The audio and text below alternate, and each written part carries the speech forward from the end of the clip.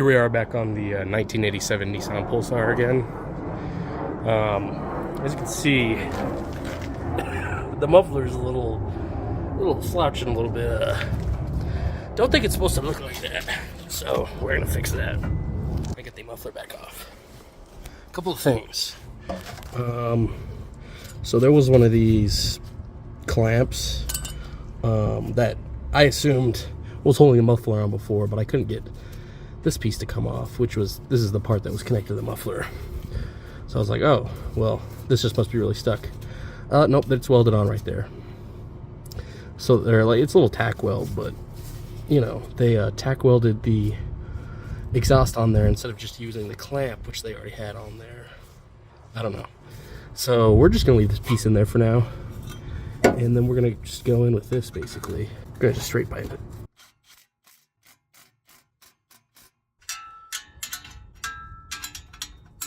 All right, the pipe is mounted. It's pretty scuffed overall down here. I mean, we got two clamps, and there's a clamp just a little bit behind. Temporary, I guess like hanger there. So basically, I just need a new exhaust, but this is kind of in the meanwhile. All right, here's what it sounds like. Doesn't sound too bad.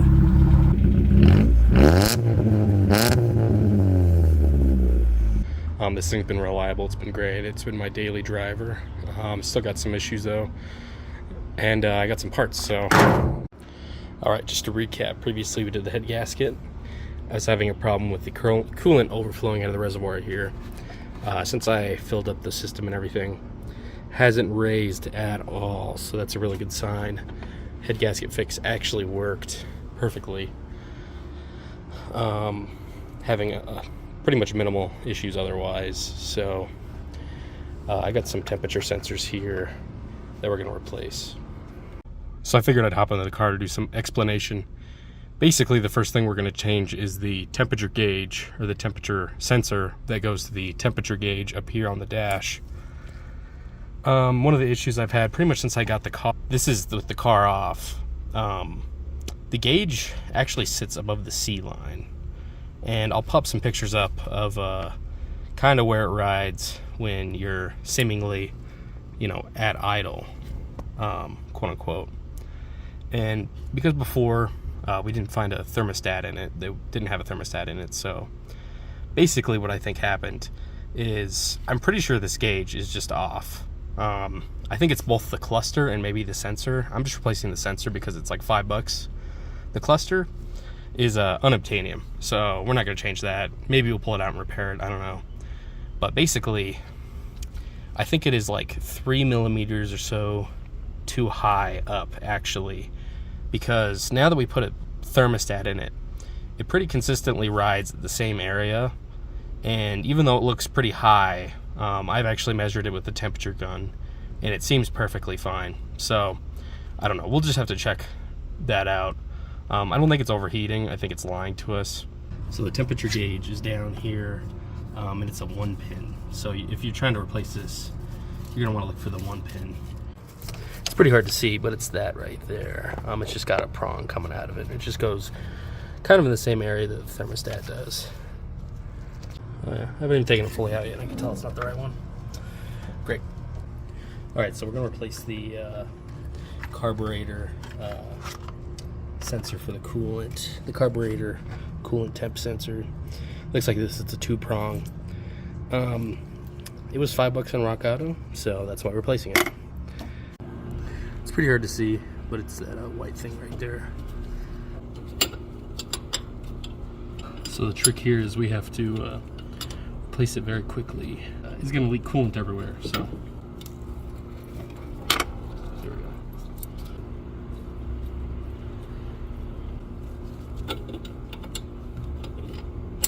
This connector has also seen better days, so I can do one of these. It's one of the few connectors that they still sell.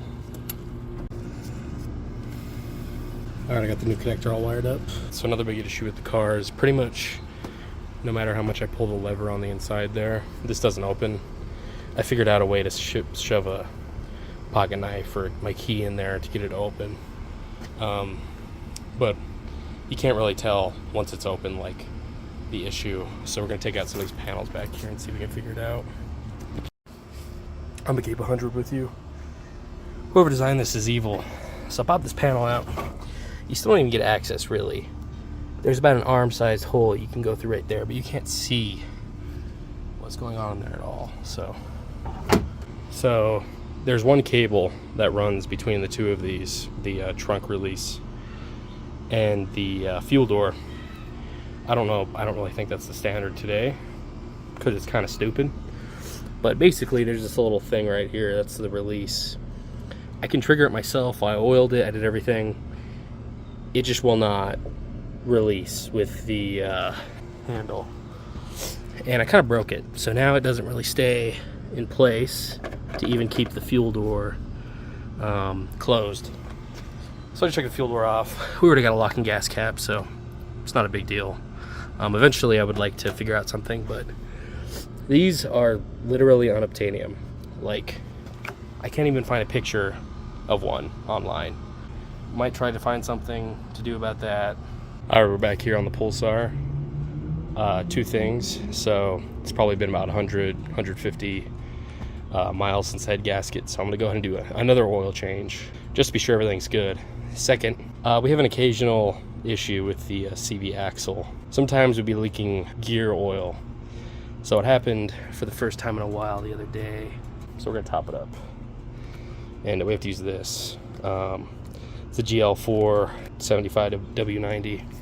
This is like the worst fluid for your car to leak because it's like gold. This is this quart right here was $27, and they're also just hard to find. So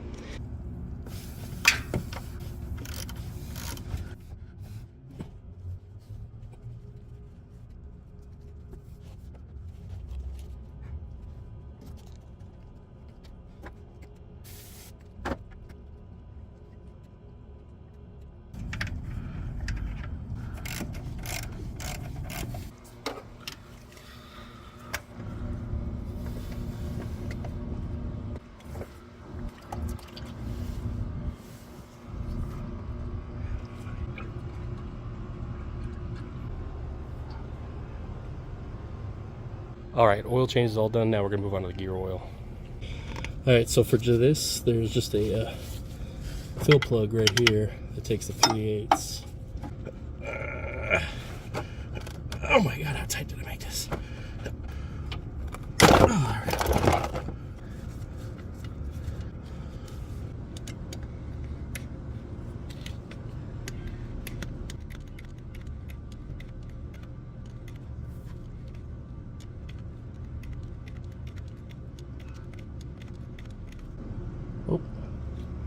Oh, we're full.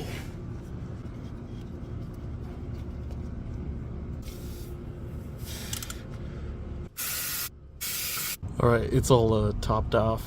So there's two different kinds of pumps you typically see for gear oil. Oh, I just ripped a big ass hole in my pants. Oh. Damn, I really like these pants too. This is like the siphon style. Yeah, don't buy these are terrible. If you want to waste a bunch of the oil and make a whole big mess, buy this kind, because you can't get it all out. I mean, as you can see, there's still quite a bit in there. This kind, perfect. Pumps it out really quick and you can get it all out of there. So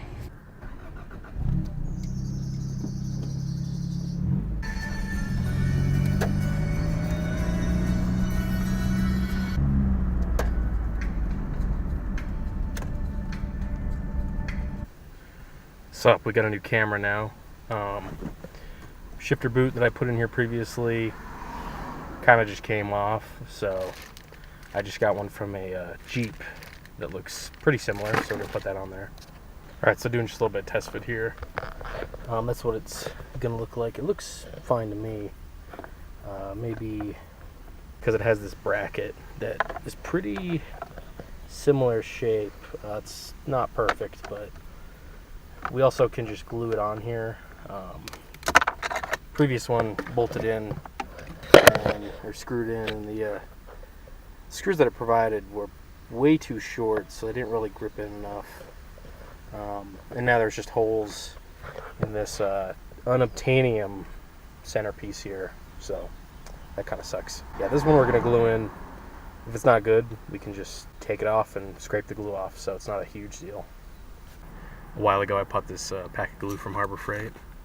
I used one of these little glue things once, put the lid on it, and it just all came out anyways and just glued itself to the package. And now this little glue tube is just trash, but kind of crappy. You can put the lid on it and it still just all leaks out. Fuck this fucking Harbor Freight super glue. This is how the shifter looks after all of everything. It looks decent. And honestly, it's probably as good as it's gonna get.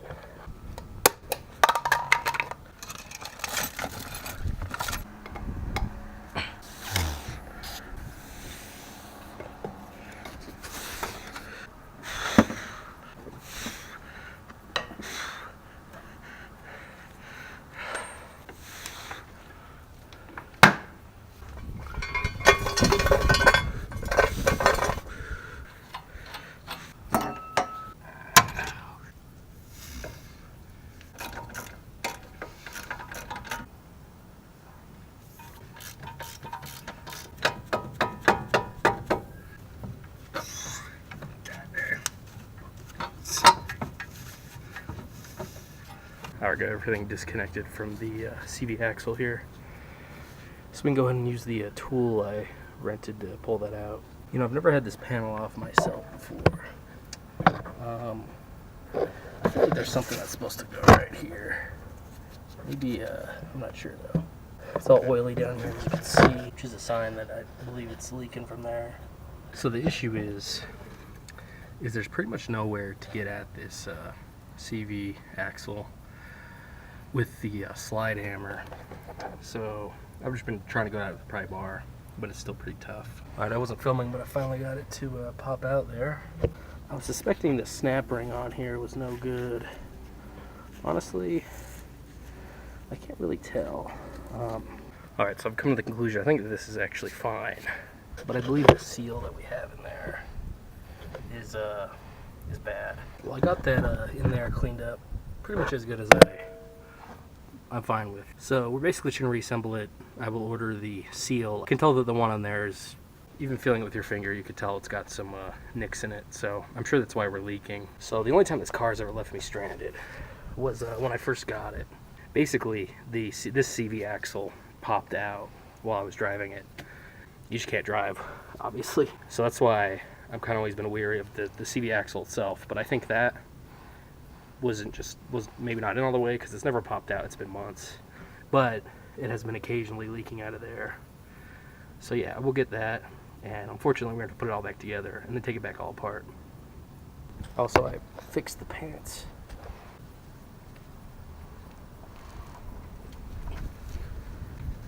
Ugh.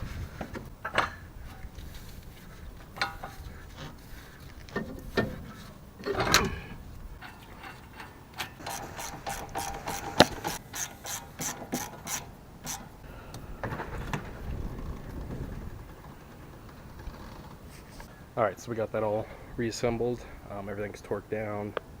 The axle nut is tight as fuck. So, since we did drain a lot of the gear oil, we do have to go back and put some more in. Come out.